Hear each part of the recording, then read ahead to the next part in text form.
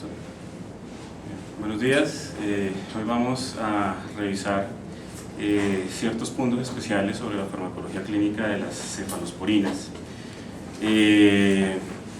Y entonces, la idea es lo mismo, que no tengo conflicto de interés en la conferencia. Esencialmente, todas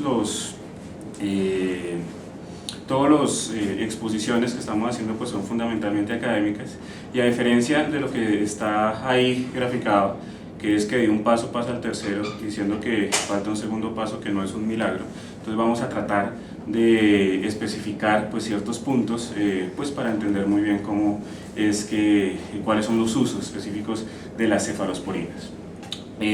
Lo mismo, les propongo la agenda del día con 6 puntos. El primer punto, vamos como siempre a hacer una introducción que se basa en esencia en la historia de las cefalosporinas.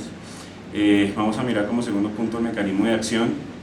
Como tercer punto vamos a mirar la farmacocinética. Sin embargo, este tercer punto lo vamos a ver más en el quinto punto cuando estemos hablando de usos e indicaciones, porque vamos a ver que en ciertos usos pues tenemos que tener en cuenta ciertos aspectos de la farmacocinética. Como cuarto punto vamos a mirar ciertas reacciones adversas, precauciones e interacciones que, si bien son contadas, hay que tenerlas también en mente. Y como les decía en el último quinto lugar, pues los usos e indicaciones. Entonces básicamente vamos a iniciar con la historia. Ahí básicamente lo que se trata de graficar es cómo desde el año 1909 se empezó a tener disponibles ciertas moléculas que podrían actuar contra las bacterias, y cómo es que tuvieron que transcurrir casi 40 años para que se tuvieran disponibles pues las cefalosporinas, y ya vamos a ver en dónde específicamente. Podemos ver ahí absolutamente toda la casuística de fechas, en la cual ahí podemos ver cómo es, en qué año se descubrió la penicilina, cómo se introdujo la penicilina. Eso ya lo hemos visto en sesiones anteriores. Vamos a centrarnos en el año 45, que es cuando se descubre las cefalosporinas. Entonces, las cefalosporinas se descubrieron en la ciudad que ustedes ven ahí, una ciudad muy bonita que se ubica en el territorio europeo.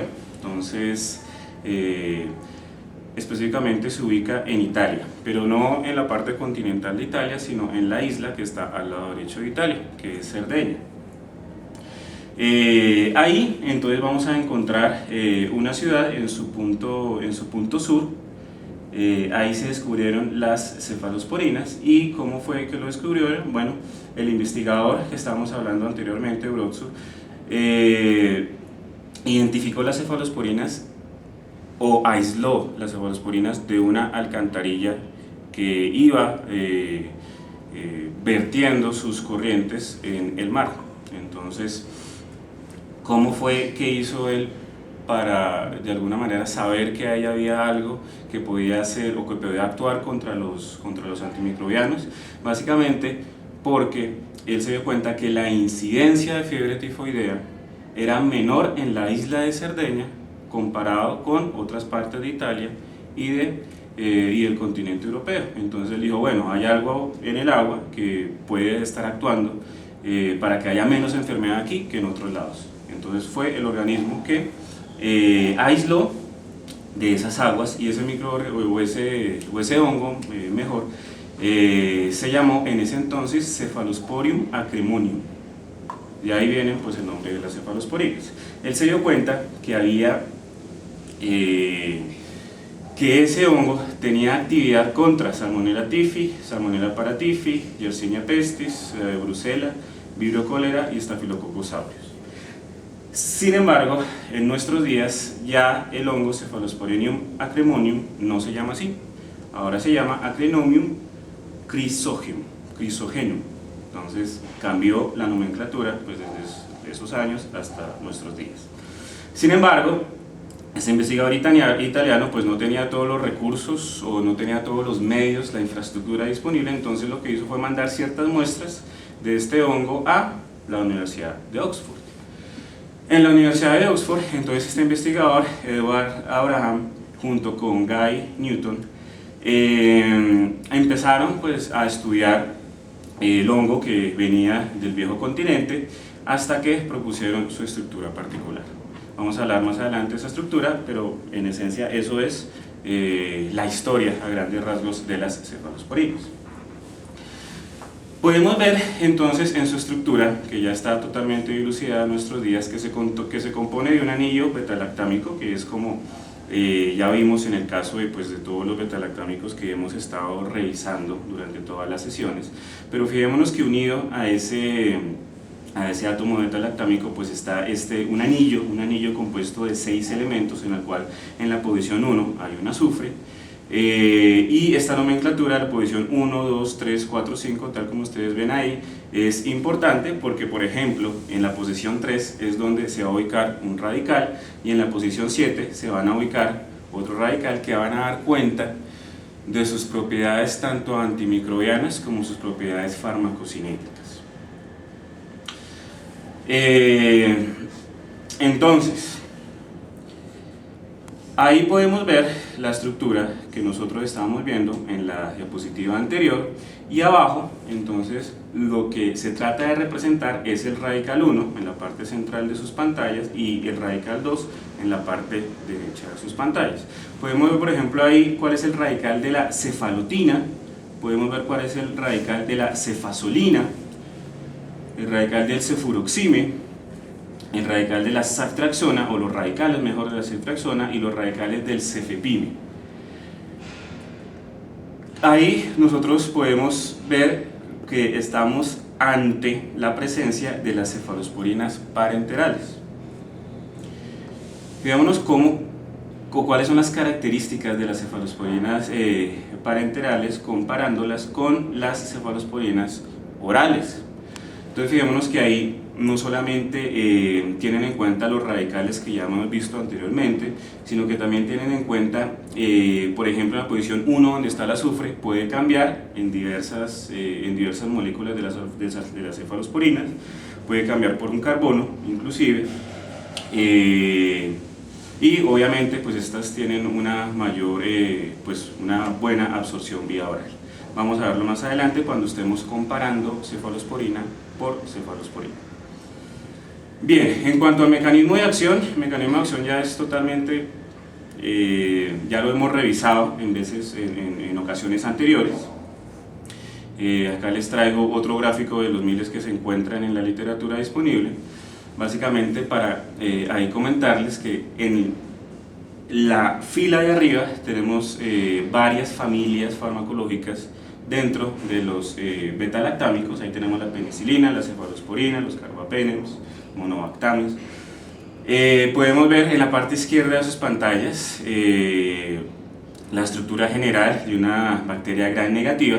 Podemos ver que las cefalosporinas pueden ingresar a través de ciertas porinas,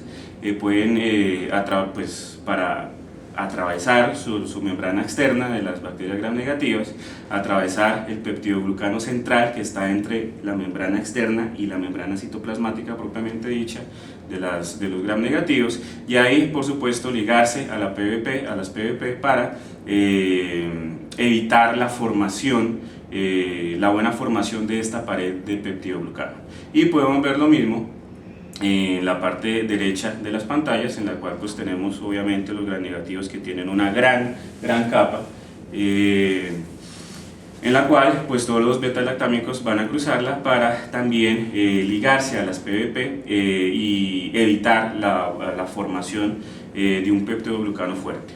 Esto ya lo hemos visto en ocasiones anteriores, simplemente para recordar que lo que estamos viendo ahí es cómo es que se liga, o cómo es que funciona la transpeptidación. En la parte más izquierda de sus pantallas podemos ver cómo la PVP tiene un extremo serina que es a través en la cual se unen un extremo de alanina. Acá los de ala pues se van a cortar. Acá tenemos la tijerita de siempre para decir que se van a cortar los dos aminoácidos más distales del peptidoglucano precursor, en la cual se va a ir una dialanina, va a quedar una dialanina que entonces se va a unir con una cadena de 5 glicinas para de esta manera formar la pared bacteriana. Esto es el grafiquito de siempre, en la cual podemos ver cómo todos los beta-lactámicos pues lo que se van a hacer es unirse a estas transpeptidasas, de manera que no la va a dejar producir su acción. Van a seguir actuando las autolisinas para abrir camino a más formación de peptidoglucano, y esto es lo que en último término nos va a ocasionar pues, la destrucción o la lisis pues, de la célula bacteriana.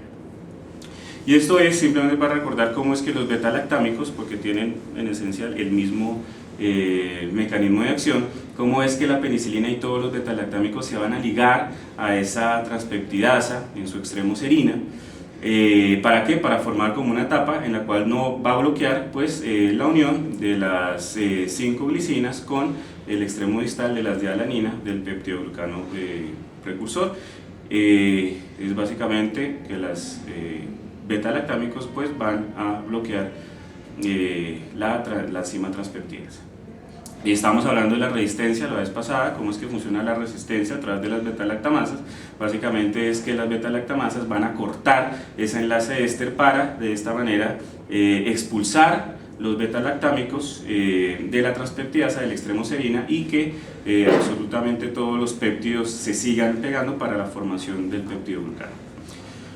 Muy bien, es el mecanismo de acción conocido ya por todos. Vamos a las cuestiones farmacocinéticas.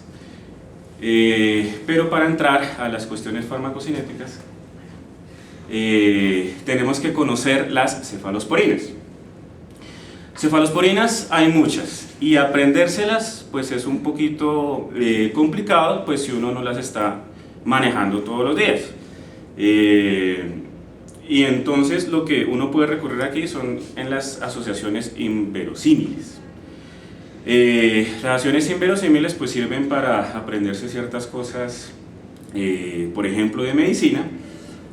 Por ejemplo, uno ya sabe que el término pavesar es de ciertos microorganismos, y pues eso puede servir a la parte clínica. Entonces vamos a hacer ciertas asociaciones inverosímiles para aprendernos las cefalosporinas de primera generación, de segunda generación y de segunda generación en esencia, y también diferenciarlas de cuáles son las que se pueden administrar vía oral y cuáles son las que se pueden administrar vía parenteral. Entonces, vamos primero a concentrarnos en las cefalosporinas de primera generación. ¿Cuáles son las cefalosporinas de primera generación? Es la cefalexina, la cefalotina, la cefazolina, cefradina y cefadroxilo. Entonces, ahí tenemos 5. Hay más, pero podemos concentrarnos primariamente en esas 5. Y uno puede decir, bueno, ¿y cómo nos vamos a aprender esas 5 moléculas? Entonces yo les propongo una cuestión muy fácil. No sé si conocen a este señor. Este señor sale en varias tiras cómicas, va a haber una película de hecho, próximamente. Él se llama Lex Luthor, que es el enemigo de Superman. Acá podemos ver que Lex Luthor nos puede servir para aprender cefalexina, y su apellido Luthor, Luthor, podemos aprendernos con cefalotina. Entonces ya tenemos cefalotina y cefalexina, gracias al nombre de este señor. Podemos ver en el fondo un sol radiante, sol, cefalocina, cefazolina. Y como es radiante, entonces está cefradina. Acá podemos ver cómo se subraya pues lo que hay que aprenderse para verificar cuáles son las cefalosporinas de primera generación. Si a uno se le olvida el sol radiante, pues acordémonos que Superman adquiere sus poderes del sol. Entonces cefazolina, ya no hay pierde, del sol radiante, cefradina, y el cefadroxilo es un poquito más difícil de aprenderse. Entonces podemos hacer la asociación inverosímil de que este señor puede estar pensando en cómo derrotar a Superman con un cocodrilo, que rima con cefadroxilo. Entonces, teniendo en cuenta a Lex Luthor, ya podemos ver cefalexina, cefalotina, cefazolina, sol, cefradina, radiante y cefadroxilo. Entonces, cuando estemos hablando de primera generación, acordémonos de Lex Luthor. cefalexina, cefalutina. Entonces yo creo que ahí ya no hay pierde. Nos digan ahí de afán 5 de primera generación, entonces uno ya se acuerda, cómo es la cuestión de primera generación. Segunda generación, fijémonos, cefaclor, cefproxil, loracarbev, cefoxitin, cefotetan, cefuroxime. Y uno dice, bueno, ¿y cómo va a aprender todas esas? Ahí hay 6. Bueno, antes, qué pena. Acordémonos que las orales son la cefalexina y el cefadroxilo. O sea, las que están en los extremos, cefalexina y el cefadroxilo son las orales, las intermedias son las parenterales, cefalutina, cefazolina y cefradina. Cefradina también es oral, ¿no? Sí, tiene las dos presentaciones. Sí, señor. Segunda generación, ¿cómo vamos a aprender esas 6 cefalosporinas? Pues muy sencillo, lo único que uno tiene que recordar es un loro que está próximo a una flor. Recordando esta imagen, son las cefalosporinas segunda generación orales. El lorito próximo a una flor. Flor, cefaclor. Próximo, cefproxil. Y lorito, loracarbev.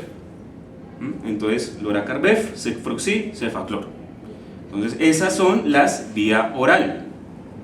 Las parenterales, cefoxitin, cefotetan y cefuroxime, uno simplemente va a recordar a Megan Fox. Cefoxitin. Y podemos ver ahí que la señora está como furiosa. Entonces, cefoxitin, cefuroxime, furor, furiosa. Entonces podemos ver la carita de ella. Y también, pues, también hago la asociación con ella del cefotetan. En ese orden de ideas, entonces ya sabemos que acordándonos de Megan Fox, cefoxitin, cefotetan y cefuroxime, pues son las parenterales, y el lorito próximo a una flor, cefaclor, cefproxil, loracarbev, pues son las orales. Entonces ahí ya podemos un poquito medio dilucidar cuáles son las de primera y segunda generación. La tercera generación... Cefuroxime también es oral, ¿no? Sí, tiene las dos presentaciones también. Las de tercera generación, por su parte, pues esas son las que más nos dicen. Entonces, si uno quiere hacer una asociación inverosímil, pues puede hacerla. No la hicimos acá porque son las que más se conocen: ceftriaxona, cefotaxime, ceftazidime y cefoperazona. En esencia son parenterales.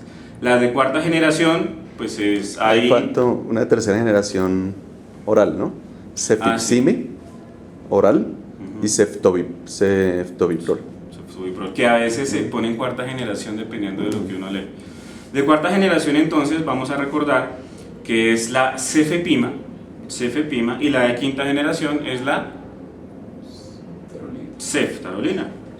Entonces son fáciles de recordar. Quinta generación, ceftobiprol. Sí. Ceftobiprol es de quinta. Eso no está en Colombia. Sí, eso no tenemos en Colombia, solamente ceftarolina. Ceftarolina. Bien. Revisar la farmacocinética de cada una de estas cefalosporinas puede resultar muy engorroso si uno no le gusta la farmacología, pero como a nosotros nos gusta, entonces vamos a revisarla en ciertas moléculas especiales, no en todas. Podemos ver ahí de manera global que todas las cefalosporinas en general, no todas, hay excepciones, tienen una vida media muy corta, que tienen una unión a proteínas pues que varía, unas más, otras menos, y que casi todas tienen excreción urinaria, casi todas se eliminan pues de manera renal, fijémonos 85, 90%. Eso es a grandes rasgos la manera global de las cefalosporinas. Sin embargo, tenemos que tener en cuenta la ceftriaxona. ¿Por qué?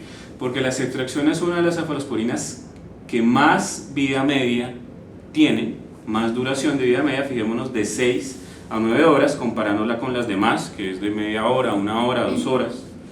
Tiene también una gran, se une mucho a proteínas plasmáticas, fijémonos un 95% es la de que más se une.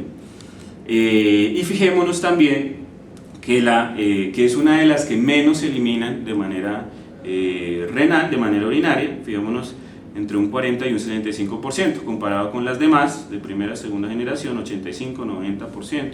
Entonces, esa es una de las moléculas que tenemos que tener en cuenta, que como que no está dentro del panorama general de vida media corta, de mucho porcentaje de excreción urinaria de las cefalosporinas en general. Las cefalosporinas se dividen en generaciones gracias a su espectro antimicrobiano. Entonces vamos a tener una comparación de cómo es que se cambia el espectro de gram positivos y gram negativos cuando vamos aumentando pues, la generación. Las cefalosporinas de primera generación tienen una buena cobertura a gram positivos, hay una lista larga en todos los libros, pero especialmente son muy buenas con los cocos gram positivos. Con gram negativos, bueno, acá hay algo que tenemos que siempre saber. Tiene muy buena penetrancia en piel, una excelente penetrancia en piel, pero no solo en piel, sino también en tejidos blandos, en hueso, que esto es primordial, y también tiene una muy buena concentración en orina. Por tanto, como tiene una muy buena concentración en orina, entonces son útiles en infecciones de vías urinarias, ya vamos a ver más adelante. Pero cuando, por ejemplo, tenemos E. coli, Klebsiella, Proteus mirabilis, obviamente que sean multisensibles, pero de resto, para otros gram negativos, pues su espectro es más bien pobre. Las de segunda generación tienen un espectro más o menos similar al anterior en cuanto a gram positivos, especialmente cocos gram positivos. En gram negativos se amplía su espectro, por ejemplo hacia Haemophilus, incluyendo cepas resistentes a ampicilina. Por lo tanto, se podría dar, aunque hay mejores moléculas de cefalosporinas, se podría dar en neumonías o en infecciones de vías urinarias. Las de tercera generación, por su parte, en gram positivos realmente no son ideales. Sin embargo, el único gram positivo que pueden de alguna manera dar cuenta es el neumococo resistente a penicilina. Por eso es que algunas cefalosporinas se dan en ciertas situaciones de neumonías adquiridas en comunidad.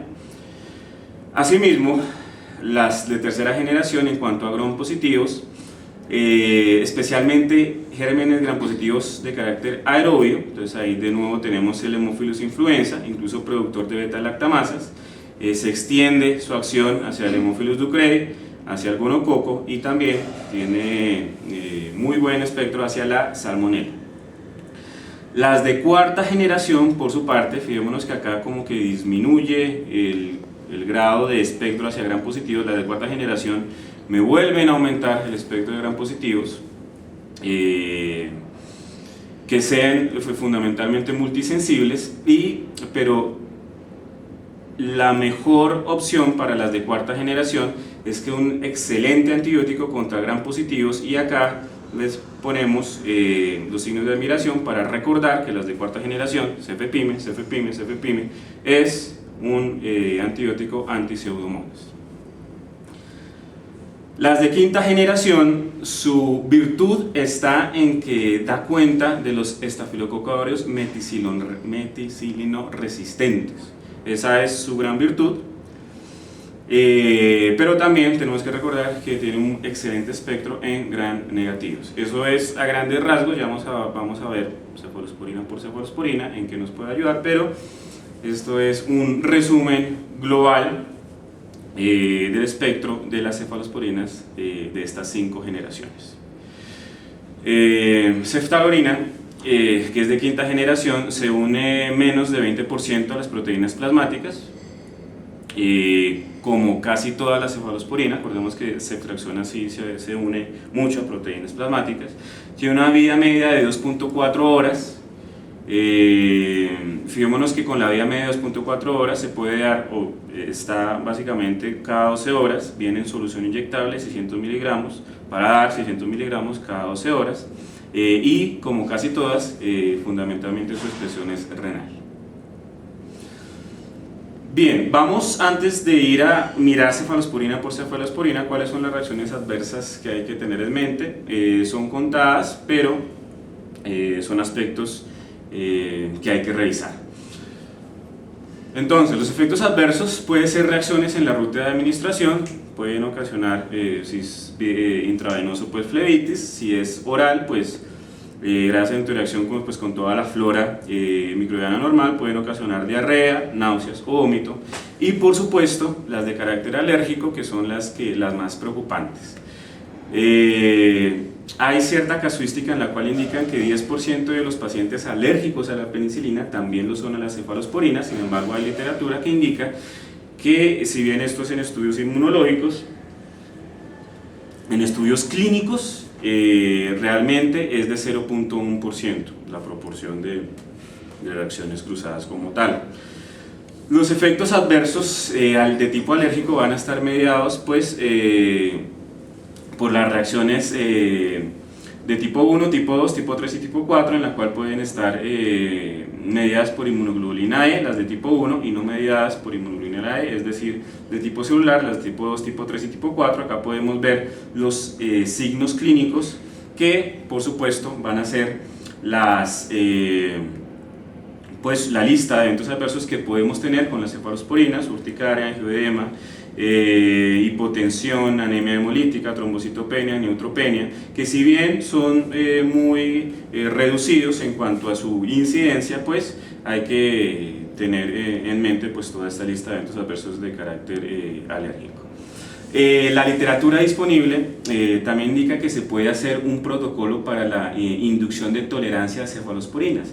Ahí es un ejemplo, fijémonos que es de un artículo muy reciente, de cómo se puede hacer esta prueba de inducción de tolerancia a la droga pues en pacientes que tengan un antecedente de alergia a las penicilinas o inclusive de cefalosporinas. Acá podemos ver en este cuadro cómo es que se hace esta prueba de tolerancia, no una prueba, sino este procedimiento de tolerancia a la droga, cuando es de tipo oral. Entonces fijémonos cómo se pueden preparar ciertos montos de cefalosporinas de carácter oral con las suspensiones. Entonces podemos ver acá las concentraciones, cómo se preparan las concentraciones, y a partir de cada 15 minutos pues se puede dar concentraciones el doble de la dosis previa, para pues terminar 3 horas después para una dosis plena pues de cefalosporina de tipo oral.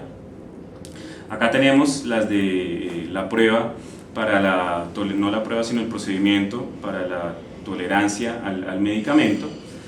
Es en esencia la misma idea, pero se prepara pues obviamente con antibiótico de carácter parenteral a diversas concentraciones. Acá las concentraciones que dan de 0.04, 0.4 y 4, pues acá la explican cómo es que se puede preparar, cuál es la tasa a la cual nosotros debemos darle al paciente, la dosis total que se le da en cada paso siguiente de las cefalosporinas, y la dosis acumulada hasta llegar pues a una dosis plena. En esencia se demora casi 6 horas pues este procedimiento.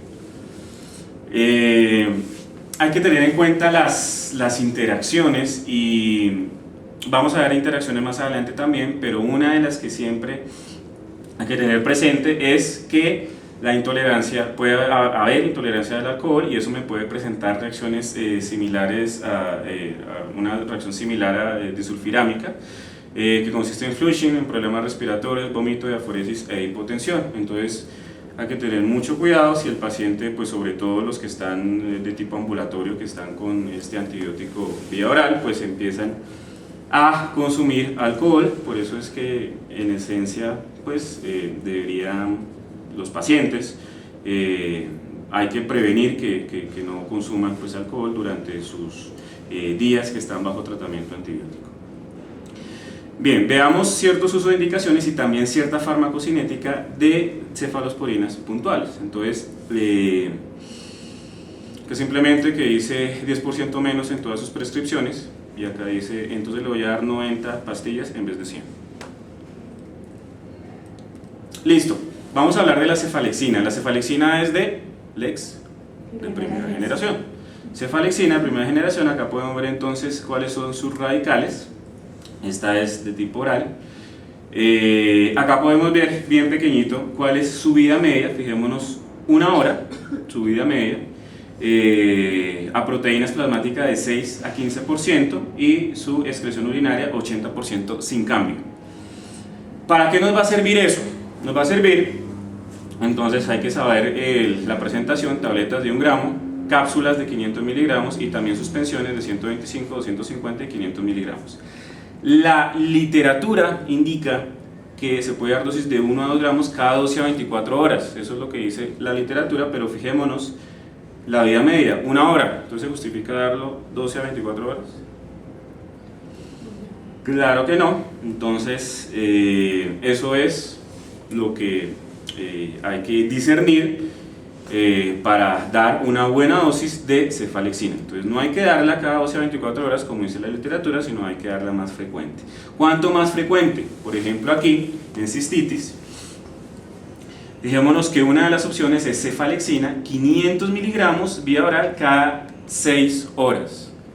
6 horas, no 12 o 24, sino cada 6 horas. Infección urinaria baja en hombre adulto mayor, fijémonos, cefalexina cada 6 horas, también obviamente por 7 días, 500 miligramos. Y en el embarazo también una opción es cefalexina, también cada 6 horas, por 7 días, 500 miligramos. En ese orden de ideas, la cuestión es que no vamos a darla 12 a 24 horas, sino cada 6 horas.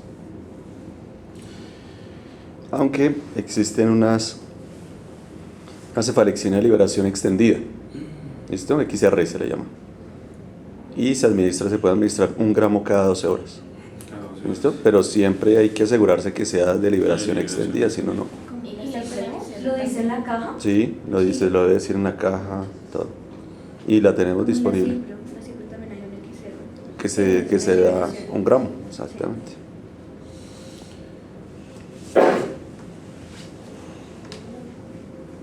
Cuando uno está hablando de interacciones, hay cierto ranking jerárquico, en la cual el ranking jerárquico planteado es de A, si no hay interacciones; B, si no se necesita modificar